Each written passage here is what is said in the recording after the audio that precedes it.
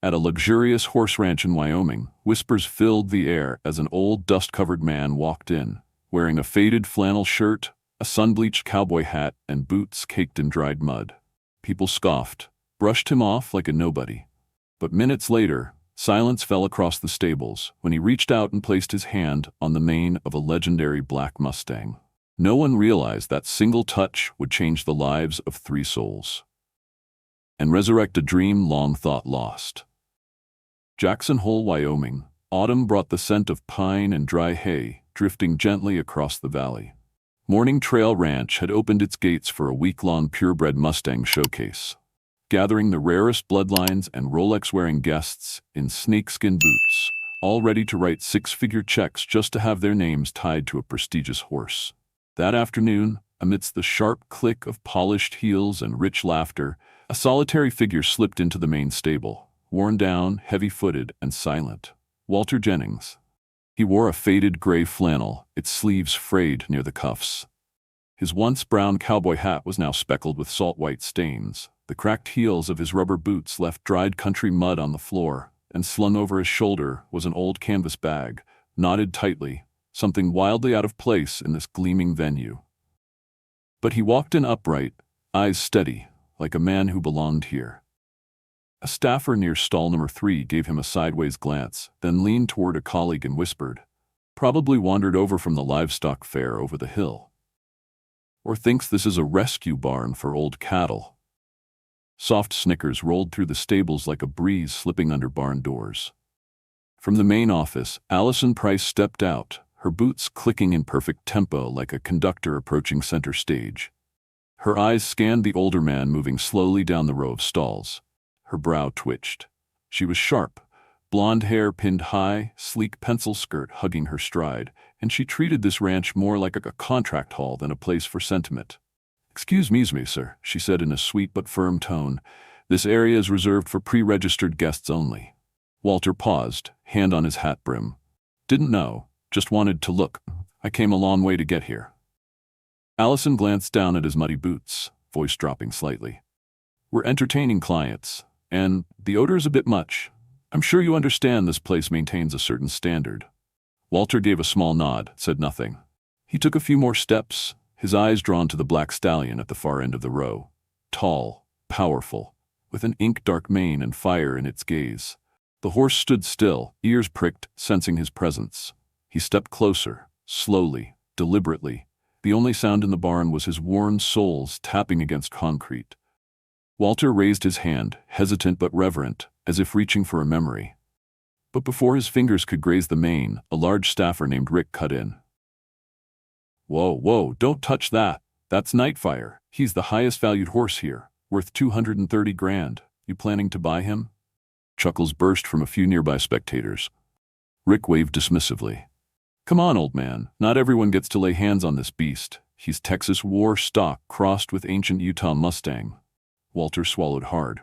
"I'm not buying. Just wanted to see him." Allison stepped closer. "We understand your passion, sir. But as I mentioned, this space is for clients with real intent, and frankly, you're making our guests uncomfortable." A group in cashmere coats turned to look. A young woman covered her nose. Someone murmured, "How'd this guy even get in here?" Walter lowered his head, hands tucked into his sleeves. After a moment, he turned and walked away, slow as a shadow retreating from stage lights. No one stopped him. No one spoke. Only the black horse kept watching. No fear, no curiosity, just something deeply human. Behind him, Allison exhaled. "Rick, check the cameras and make sure nothing got touched.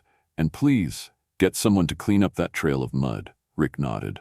"He left something, though. Looks like an old sack. Probably his lunch." "Throw it out." "Let me check it first." Rick bent to pick up the bag, but before he could open it, a voice rang out. "I got it." It was Luke Harris, the new staffer, not even 3 weeks on the job. He didn't say more, just took the canvas bag and hurried out of the stables, scanning the field for the old man's silhouette. The afternoon sun had dipped low, cutting gold through the barn slats like burnt sugar. Far down the dusty road, the old man walked on, his shadow trailing behind like the ending to a novel that was never published. Luke called out, voice strong but soft, "Sir, you forgot your bag." The old man stopped, turned slowly. And from that single moment on, everything began to change. "Sir, you forgot your bag." Luke's voice carried down the misty dirt road of the late afternoon. Walter turned, squinting toward the young man hurrying out through the ranch gate, holding the old canvas bag like it was a precious relic. "Thank you," Walter said as Luke handed it over. "My mind's not as sharp these days. Seems like forgetting comes easier than remembering." "No worries, sir." Luke offered a small, awkward smile. "I'm new here. Guess that's easy to tell." Walter gave a quiet nod and resumed walking, but Luke lingered a moment, watching the frail figure disappear down the path, until something inside him made him speak again. "You came because of the black horse, didn't you?" Walter stopped. A soft breeze swept over the dry grasslands, carrying the scent of dirt, hay, and the fading warmth of late-day sun. He turned, eyes cloudy yet unfathomably deep. "You saw him too?" "Yes, sir." He just stood there, like he was waiting for someone. Walter smiled, faint and trembling at the corner of his mouth. "I didn't come looking for him. I came looking for something my wife and I lost a long time ago. But it seems that horse might be keeping it." Luke had no idea how to respond. He'd never heard anyone talk about a horse like that, without drama or flair, just a quiet conviction, like an unspoken pact between man and beast. "You've always loved horses?" Luke asked. Walter stayed silent for a beat, weighing how much to share. Then he slowly opened the canvas bag and pulled out a small wooden box. Inside it was an old photograph, yellowed and worn at the corners. In it, a young woman stood smiling brightly beside a black horse with a long, flowing mane. Behind them, a faded banner read, "Alabama State Fair, 1982. That's my wife, Margaret. But I called her Maggie." Luke took the photo, drawn in by the sparkle in the woman's eyes, as if the faded ink still carried her laughter. "She's beautiful," Luke murmured. "She loved horses more than anything in this world," Walter said, his voice softening. "When we were young, we went to a stud horse showcase. That was the first time she saw a real black Mustang. She squeezed my hand and said, 'One day, we'll have one just like that.'" "And you both tried to make that happen?" Luke asked gently. Walter nodded. "Took us 40 years. I grew hay, fixed pumps, did winter carpentry. Maggie sewed for folks, baked pies to sell at the market. We kept a little wooden box. She called it the dream chest. Every time she put a few dollars in, she'd paste another horse cutout to the lid." "So, did you finally save enough?" Luke asked hesitantly. Walter lifted his head, gazing toward the distant ridgeline. "We had just finished counting the full amount when Maggie started coughing up blood." The air froze.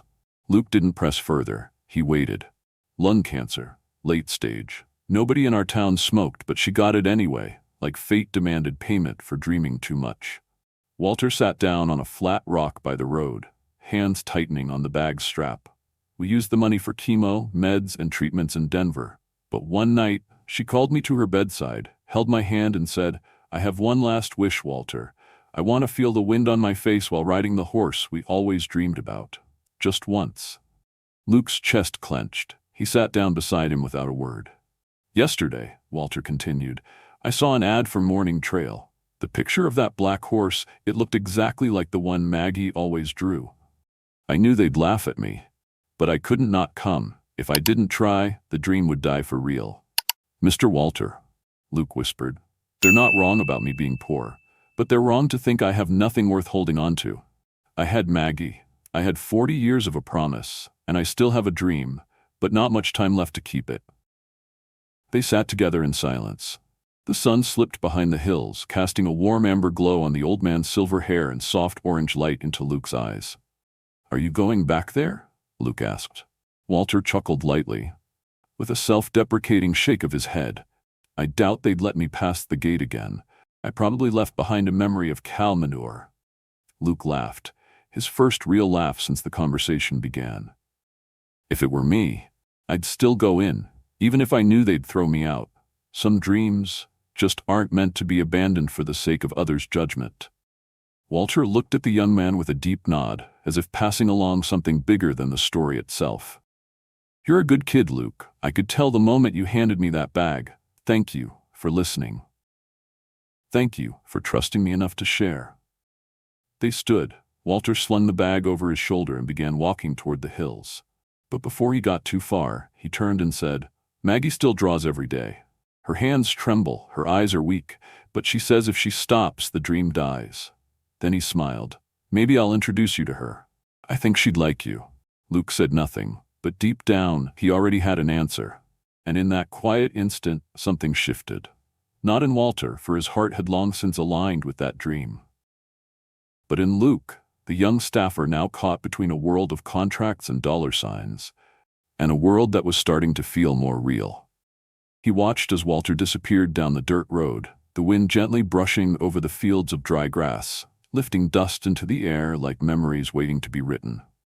That night, Luke couldn't sleep. His small one-bedroom apartment on the east side of Jackson Hole sat right next to an old rail track. Not the best place for peace and quiet, but it wasn't the noise that kept him tossing and turning. It was Walter Jennings' eyes, the story of the dream chest, the quiet vow that man carried through a world that had stopped believing in kindness. By sunrise, as golden light crept over the Snow King Mountains, Luke was already up, thermos of coffee in hand, a box of donuts on the seat beside him, and a pair of hiking boots he hadn't touched since high school. He couldn't quite explain why he was going, but deep inside, something told him that whatever it was waiting beyond that dusty back road. Walter had left a note with an address, written in shaky penmanship. Jennings, east of Red Fox Hill, turn right after the wooden Long Meadow sign, last house on the lane. Luke drove slowly past frost-tipped grass fields, across a creaking old wooden bridge, until he pulled up to a small cabin nestled between two rolling hills. The roof sagged, one side patched with a sheet of bright tin. But the front yard was vibrant, rows of wildflowers blooming in defiance of October's chill, like a lingering summer dream. Stepping out of his truck, Luke wasn't surprised to find Walter splitting wood, slow but steady. The old man looked up beneath the brim of his weathered hat. I figured you wouldn't come. I wasn't sure I should, Luke replied, but I couldn't not.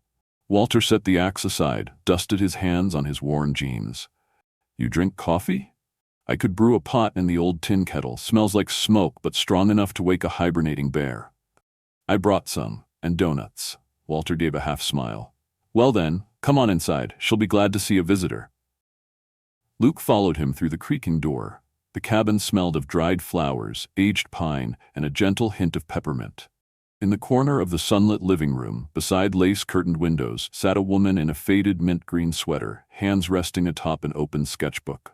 Her hair was silver, combed neatly, her skin pale, but her eyes, God, her eyes, held the sky after June rains. This is Luke, Walter said softly. He's the one who brought the bag back yesterday. Luke Harris, the young man said with a respectful nod and smile. I've heard all about you, Maggie said, her voice thin but clear. You have kind eyes. I knew that the moment I saw you. Thank you, ma'am. I'm honored to meet you. Would you like to see some drawings? I have a small collection, she offered with a warm smile. She untied the ribbon on a worn leather journal and turned the pages. Each sketch, done in pencil, charcoal, or ink wash, was of a horse. But not just any horse, the same horse. A black Mustang, mane dancing in the wind, sorrow in its eyes, standing proud in open fields. You drew the same one in every picture? Luke asked. Every single day. I started the first day of chemo. Walter didn't know, but it was how I kept myself awake inside. She flipped to the last page. It was unfinished, but already captured the horse's spirit. Its head tilted just so, mane flowing, ears perked, listening to wind. Looks like the horse from yesterday, Luke whispered. Maggie nodded. I've never seen him in real life, but I dream of him every night. And yesterday morning, Walter told me he saw him, with his own eyes. I knew it was him. The horse from our dream, the one we promised we'd ride together, just once, before I... She didn't finish the sentence, but Luke understood. That evening, dinner was red bean stew, cornbread hot from the oven, and wild honey from a chipped glass jar. They ate slowly, talked gently. Walter shared the story of first meeting Maggie at a summer fair, how she wore a white dress and rode the carousel like royalty. Maggie recalled how Walter once tried to secretly sketch her behind the barn and hid the drawing in the horse feed bin, afraid someone else might steal the image of her. Luke listened, warmth spreading through his chest. It wasn't just love. It was a life split down the middle and shared. Dreams, failures, hope, and every dime dropped into that wooden box. When night finally fell, Maggie called Luke closer. Do you remember what I said? That some people carry dreams to others? I remember. She handed him a copied sketch of the black Mustang. Keep this. Some dreams need to be shared to come true. Luke took it, hands trembling slightly. He didn't make a promise, but Maggie's eyes said it all. He would do something. And from that very moment, something in the world was about to shift. Mornings in Jackson Hole carried a different kind of cold. Not the bone-cutting freeze of the north, but a chill that settled in your chest and made you feel alive. Mist clung to the rooftops of the Morning Trail Ranch as the barn lights still flickered in the main wooden office. Luke arrived earlier than usual. He walked in with the quiet resolve of someone who had already made a decision he couldn't take back. Tucked beneath his arm, pressed between two stiff cardboard sheets, was Maggie's sketch, protected like fragile proof of a dream just barely holding on. He didn't call for anyone. Instead, he walked straight to the back stables, the ones rarely shown to visitors, where horses too old, too sick, or too broken to train were kept. There, brushing down a gray old gelding, stood Earl Whitmore, the ranch's owner. The horse stood motionless, half asleep under the steady rhythm of Earl's hand. Dressed in a worn leather coat, his weather-creased face looked carved from wind and time. His white hair swept back, styled not by effort but by the Wyoming wind. You're early, Earl said without turning.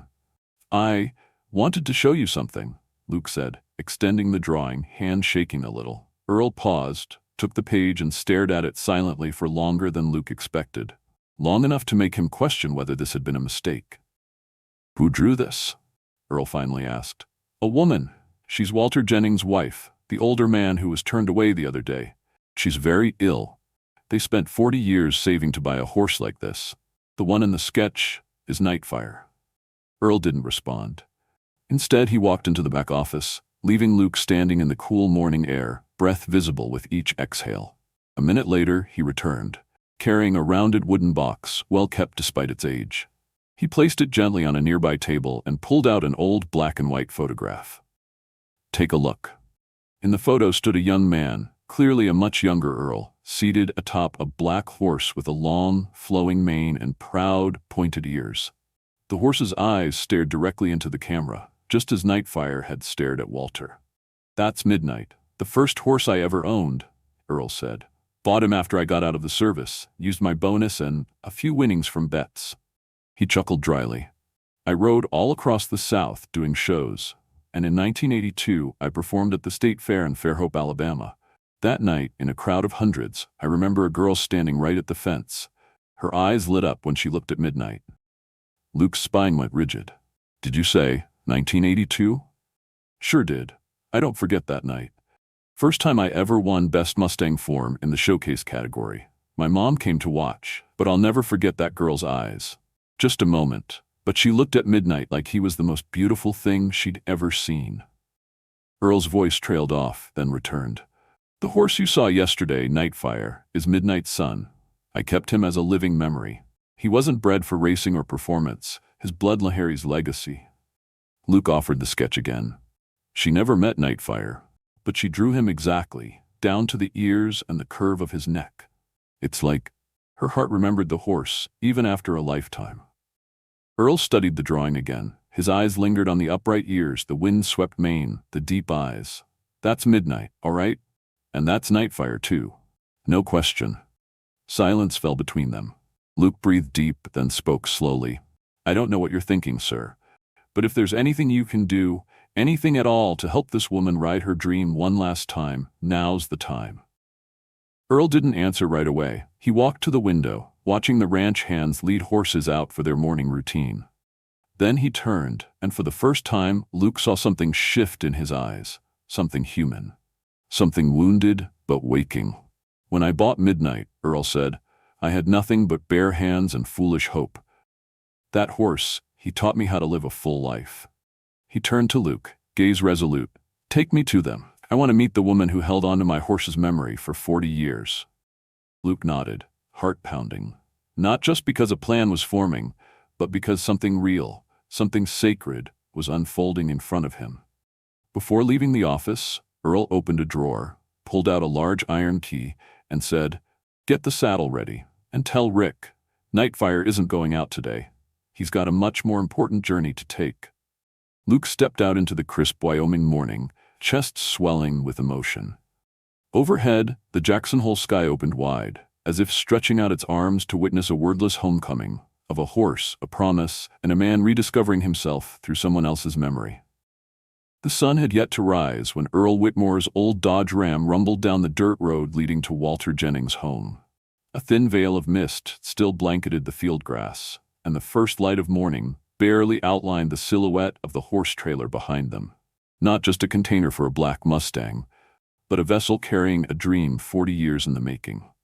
A dream between a man and his dying wife. Luke sat in the passenger seat, eyes fixed on the window. His hands were tightly clasped, heart pounding, as if he himself were about to perform a miracle. It was hard to believe how much had changed in just under 3 days. Earl hadn't said much during the ride. He was the kind of man who spoke only when needed. But his silence wasn't cold. It was the silence of someone who had lost, loved, and learned that certain things in life required no words. The truck rolled to a stop at the gate. Walter was already standing on the porch, cowboy hat on, clutching the collar of his old coat. His eyes were swollen, perhaps from the cold, or maybe from a night without sleep. "Did I wake you?" Earl asked as he stepped down. "I didn't sleep," Walter replied. "Feels like I've been dreaming with my eyes open." "This ain't a dream." Earl walked around to the trailer, unlocked the latch, and pulled open the gate. The hinges creaked, and through the morning mist, the black Mustang stepped forward. Nightfire. He moved slowly, head held high, mane catching the breeze. Each hoof that struck the ground echoed in the hearts of the 3 men standing witness. Walter froze. His eyes widened. His whole body tensed like he was afraid to move, afraid to shatter a vision too fragile to touch. Then slowly he stepped forward, light-footed, reverent, like he was walking into memory. "It's him," Walter whispered. "Just like in the drawings, just like the first day she saw him." Nightfire didn't shy away. He stood still, eyes deep and unwavering, as if recognizing something old and sacred. Walter lifted his hand, fingers brushing the stallion's mane. The feel of the hair beneath his hand sent a shiver down his spine. "He's the son of Midnight," Earl said. "The horse your wife saw at the fair that night. The horse I rode back in '82. I can't say if it's fate, but it sure feels like something more than coincidence." Walter nodded, eyes still locked on the animal. "You brought him so I could? Not to rent, not for a trial ride," Earl interrupted. "I'm giving him to you, not because you asked, because she deserves it, and because some horses aren't bred for ribbons or prize money. They're born to carry promises." Walter turned, tears trembling at the corners of his eyes. I don't know what to say." "Then don't," Earl said, placing a firm hand on his shoulder. "Just give her a ride she'll never forget. And don't give him back." Nightfire's home now. Inside the cabin, Luke approached the window where Maggie sat, bathed in gentle light. She was already dressed in the soft green sweater Walter had given her on their 30th anniversary. "Mrs. Maggie," Luke smiled, "are you ready?" "You say that like I'm boarding a plane," she chuckled weakly, her eyes still shining. "You are. Only this flight is on a Mustang." Maggie froze. "You're not joking?" "No, ma'am, he's outside, waiting." She brought her hand to her mouth, eyes welling up. "Walter?"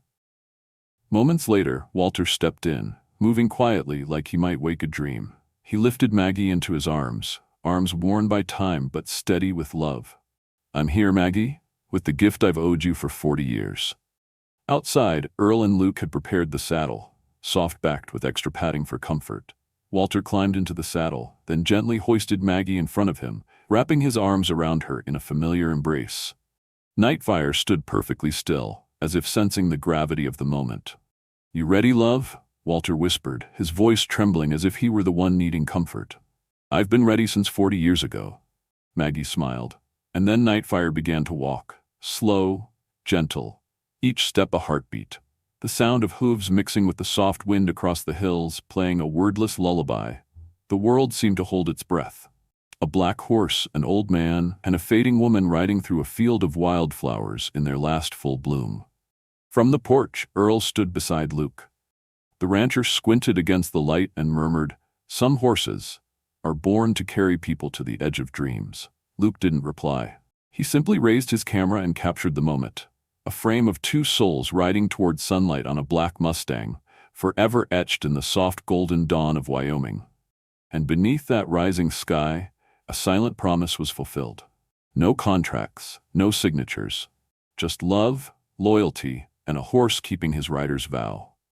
The first light of morning spilled across the back field of Walter Jennings' home, where patches of smooth grass swayed under a tender breeze, as if waving in quiet celebration of the day.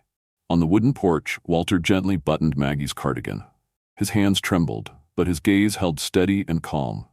The green sweater, old and worn, was the same one he'd given her on their 30th wedding anniversary, now wrapping her like a cocoon for what would be her final flight. "Are you cold?"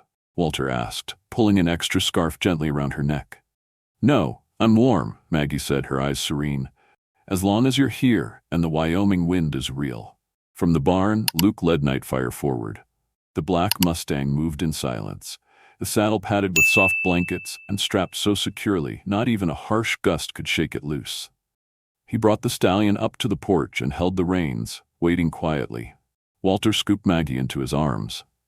She wasn't heavy, but he could feel every shallow breath, every faint nod as she leaned into him. "We're ready," Walter whispered. Under the large oak tree nearby, Earl Whitmore stood watching.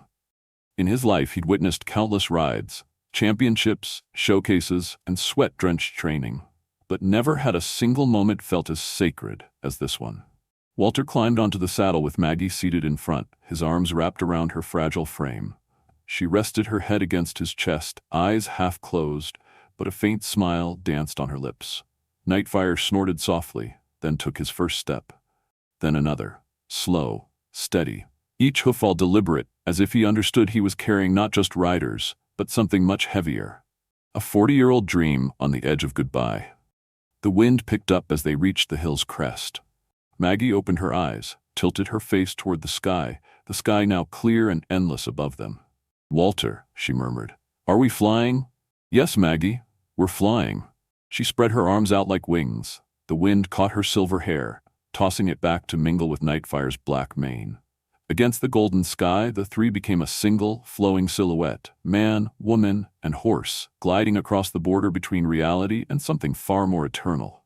From a distance, Luke raised his camera. He clicked the shutter. His hands trembled. Through the lens, the sunlight spilled behind them, casting a silk-like trail of shadow. He knew right then, this wasn't just a picture. It was proof. Proof that miracles could exist. They continued across the field where Walter had once grown hay, tended cattle, and watched Maggie plant flowers. Each spot they passed awakened a memory. The first time he taught her to ride, the time she fell off from laughing too hard, the night they both laid on the back of their old horse, Tucker, counting stars. Maggie whispered, "I used to think if I ever had to leave this world, I wanted my last ride to be on horseback. Not to escape, but to say thank you. Because I truly lived." Walter said nothing. He only pulled her closer, letting her know, without words, that he heard, he understood, and he was saying goodbye with his whole heart. As the sun lowered behind them, a warm, amber light spread over the land like a final blessing. Walter turned Nightfire westward, toward a solitary oak tree, the very place he had once proposed to her 40 years ago. They stopped beneath its branches. Maggie tilted her head, resting against his shoulder. Her eyes closed. "I'm leaving soon, Walter." "I know, but you kept your promise." Walter leaned down, brushing his lips gently across her forehead. "I only delivered the dream. You're the one who carried it for 40 years. Silence. The wind paused, and in that stillness Maggie smiled faintly, her lips parted. She whispered one final sentence. "Now, I can go." Walter held her tightly. Nightfire stood motionless, lowering his head as if sensing the sacredness of the parting happening on his back. There were no sobs, no wailing, only the return of the wind, whistling gently through the tall grass over wildflowers beginning to fade with the season. Earl and Luke remained at a distance. Neither moved. Luke lowered his head. Earl removed his hat, clutching the brim in both hands. A life had ended, but not in pain.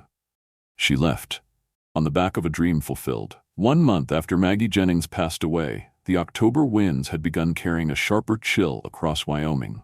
The skies over Jackson Hole turned to soft gray, with the season's first snowflakes floating lazily across the plains. But today, the sky was clear. Atop the hill behind the Jennings cabin, a small arbor had been built out of pine wood, woven with climbing vines and adorned with sketches, Maggie's own drawings of her black Mustang, the ones she had drawn every single day. Under the gentle sunlight, Luke Harris stepped out of his silver pickup, holding a book bound in coarse brown linen. The title was engraved deeply on the cover, Guardians of Dreams. He walked slowly past the gathered guests, familiar faces from town, from Morning Trail Ranch, from the supply store where Maggie used to buy her pencils and chalk. Walter stood at the center of the field, wrapped in a worn leather coat. His white hair shimmered under the sun, his frame sturdy despite the ache of grief. In front of him, a simple stone marker rose from the ground, the final resting place of Maggie Jennings. The inscription read, "She drew her dream until it came to life." The memorial was simple.